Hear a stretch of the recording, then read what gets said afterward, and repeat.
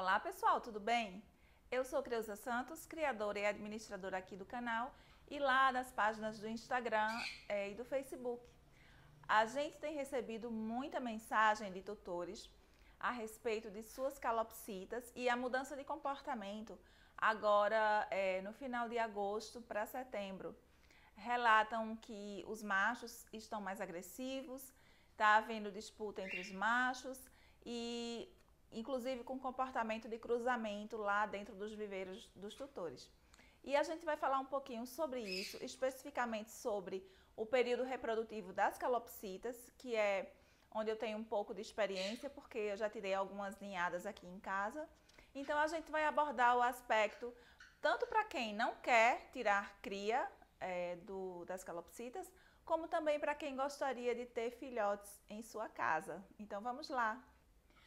É importante a gente destacar que quando chega o mês de agosto, as calopsitas já passaram por uma fase de muda de penas, que ocorre normalmente nos meses que antecedem. E isso é um artifício da natureza, que é muito sábia, para que as aves estejam mais bonitas, com suas penas mais bonitas, com penas novas, para poder atrair a atenção do parceiro que ela vai conquistar. E aí, todo esse processo por si só já exige um pouco do organismo da calopsita, né? Porque a muda de penas, a gente sabe que desgasta um pouco, né? E já baixa, isso já causa um pouco a baixa da imunidade da ave. E logo em seguida vem a primavera, que é uma fase de reprodução dos animais, de uma forma geral, e as calopsitas não ficam fora dessa.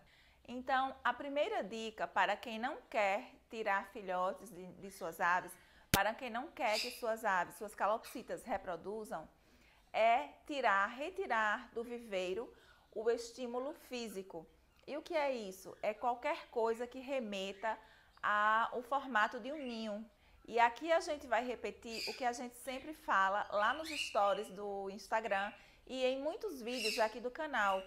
Ninho não é objeto de decoração. Por que a gente fala isso? Porque é um comportamento muito repetitivo das pessoas que estão geralmente em primeira mão, né? No primeiro momento, são os iniciantes e aí vão comprar, vão adquirir aquele casal de calopsitas, que normalmente é um casal novo, né? São calopsitas de meses, de 2 meses, 3 meses. E aí o que eles adquirem? Eles vão lá no criadouro e depois vão no pet shop animados, né, empolgados, e aí compra o casal, compra o viveirinho e compra o ninho. E aí é um dos maiores erros, porque o ninho é um objeto para as calopsitas, gente. Então, assim, é bom frisar que esse vídeo é específico para calopsitas, porque existem outras espécies que uma cabaninha, uma caixinha, uma casinha represente uma toca, represente um lugar onde a ave vá se refugiar. Por exemplo, aqui a pirrura, né? A gente tem a tiriba, que é coralina, a tiriba de barriga vermelha. A espécie dela é uma espécie que gosta muito de toca. Então, isso não significa que vá servir para a ave de estímulo reprodutivo.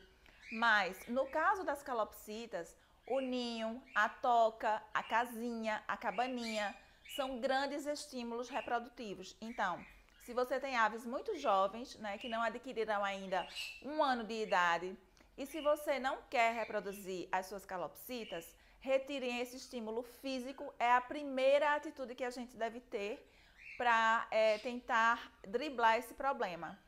Outra medida para quem não quer reproduzir as suas calopsitas é retirar o estímulo, ou retirar ou diminuir o estímulo alimentar.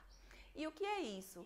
É evitar alimentos ricos em proteína, como a farinhada, o milho, o ovo. A gente precisa reduzir a ingesta ou até mesmo retirar durante esse período, né, o oferecimento de farinhada, de milho, de ovo, porque são ricos em proteína e que também vai contribuir, vai ser um estímulo hormonal para a reprodução da calopsita.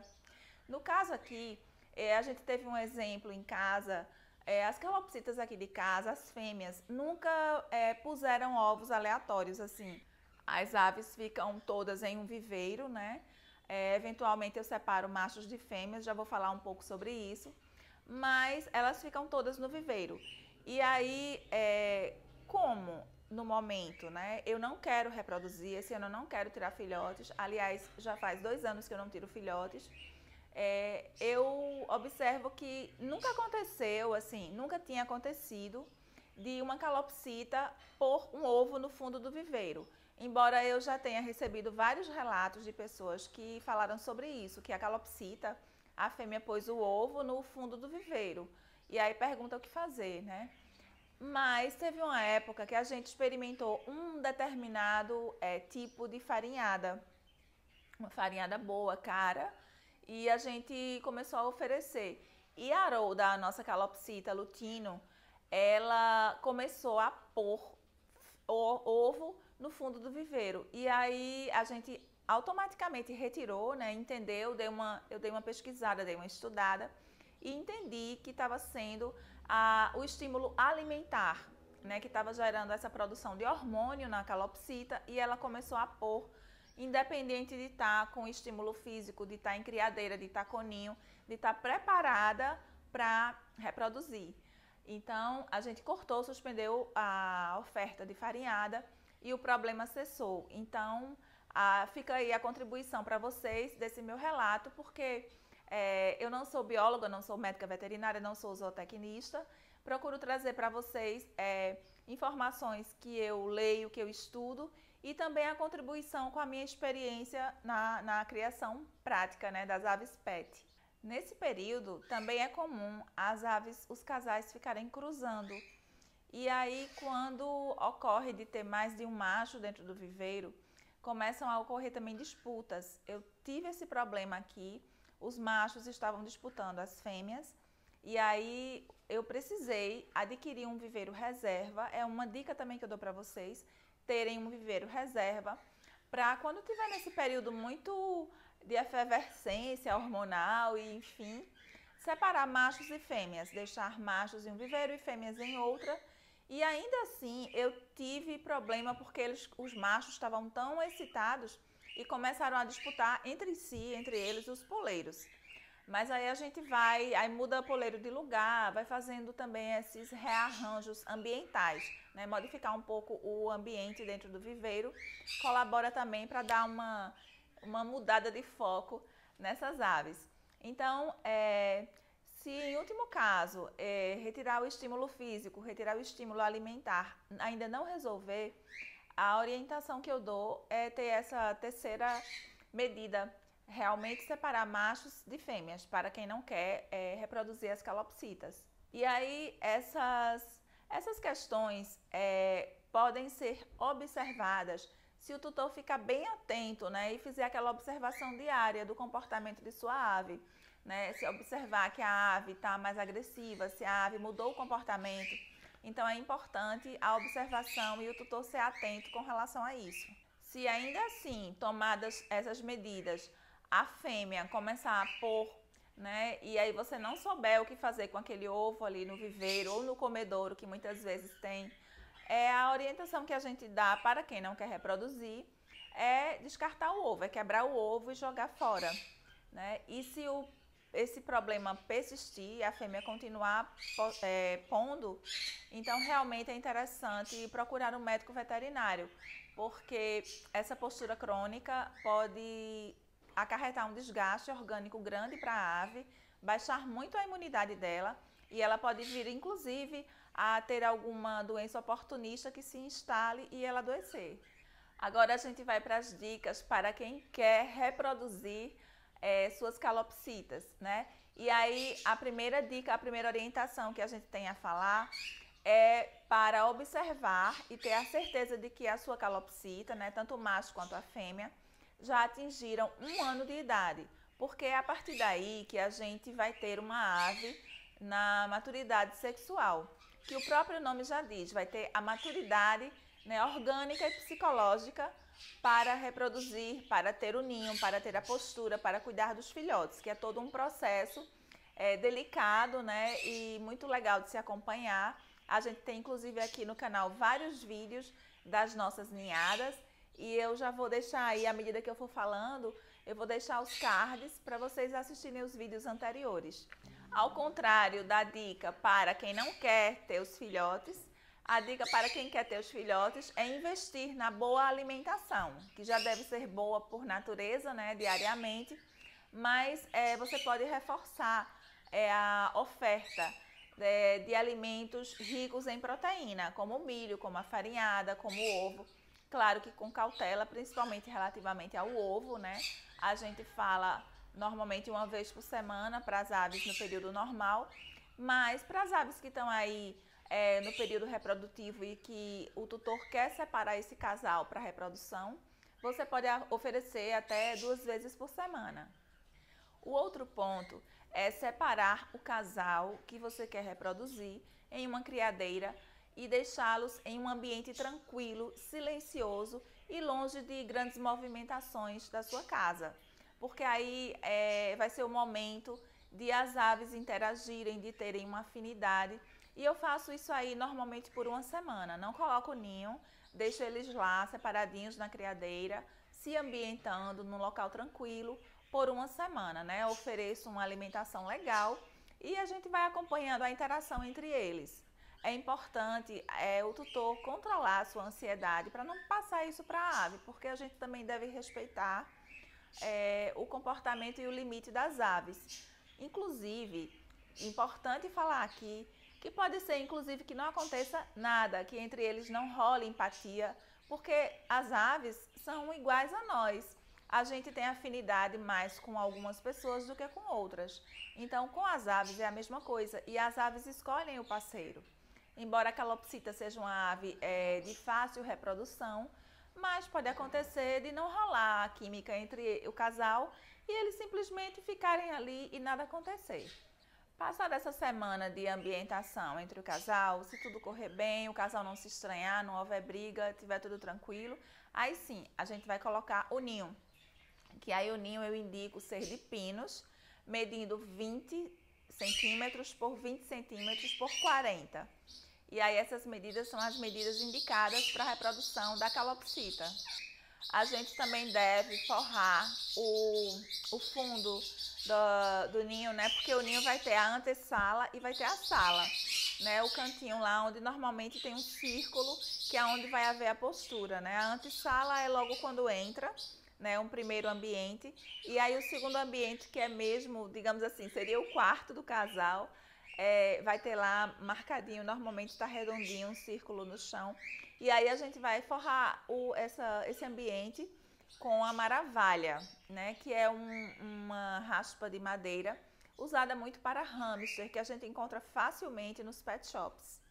E aí uma coisa que faz parte da frustração de quem cria aves e quer reproduzir calopsita é que, sendo a primeira vez daquele casal, pode ser que os ovos não sejam galados, né? Pode ser, como eu falei, que nada aconteça e pode ser que eles cruzem e a fêmea ponha e ainda assim aqueles ovos estejam vazios, não tenham sido fecundados. E aí a gente vai, se isso acontecer, a gente vai retirar tudo, vai desmanchar tudo que foi feito, vai recolocar o casal, né, no ambiente anterior, né, no ambiente normal onde ele vive. E vai dar um tempo, vai dar no mínimo 3 meses. Se fala muito em 3 meses e eu ainda acho particularmente pouco, porque a postura exige muito do organismo da fêmea, principalmente. Então eu aconselho a dar um tempo aí de 6 meses entre uma postura e outra. Quando a fêmea inicia a postura, é muito importante que o tutor faça esse acompanhamento e aí anote num caderninho, enfim, no celular, onde achar mais interessante, anote as datas em que a fêmea pôs os ovos. Normalmente um ninho de calopsita vai de 2 a 5 ovos em média, né? Aqui em casa a gente sempre tirou na base de 3 ovos, 4 ovos, não passamos disso também. Mas já vi relatos de ninhos de calopsitas que tem 6 ovos, 7 ovos até. O que assim, acho que fica muito difícil quando nascem os filhotes para o casal dar conta de todos, né? Mas enfim, isso é um outro assunto para um outro vídeo. E aí a gente vai falar que é importante anotar. Pôs o primeiro ovo, anota lá a data. Entre um ovo e outro, normalmente é 2 dias o intervalo. Colocou hoje e amanhã não coloca. Então, depois de amanhã, possivelmente ela vai colocar. E aí a gente fica fazendo esse acompanhamento, claro, com muito cuidado, né? Dando uma brechadinha lá e acompanhando para anotar no caderninho, porque essas datas vão ser importantes para a gente calcular mais ou menos o período de eclosão desses ovos. Passado esse período, né, ela terminou de pôr, digamos, ela pôs o último ovo, ela pôs, digamos, o quarto ovo. E aí passaram os 3 dias, ela não pôs mais. Então a gente vai começar a contar da postura do último ovo. A gente conta entre 8 e 10 dias e aí a gente já vai poder fazer o exame de ovoscopia. O que é isso? Nada mais é do que colocar com muito cuidado, mais uma vez eu repito, e com muito jeito. E se você tiver um casal que você tenha um manejo legal com ele, porque também pode ser que fazendo isso a gente esteja causando uma agressividade para a ave, né? Então, se for uma ave muito arisca, se for uma ave muito arredia, talvez é melhor não fazer. Mas se você tiver acesso aos ovos com uma certa tranquilidade, né? Então dá para fazer. A gente vai pegar, contado da última postura do último ovo, vai contar 8, 10 dias e aí vai pegar o ovo e vai colocar, normalmente eu faço com a lanterna do celular. Acendo a lanterna, vou para um quarto escuro e coloco o ovo em cima. Vou deixar uma imagenzinha aqui no vídeo para vocês verem.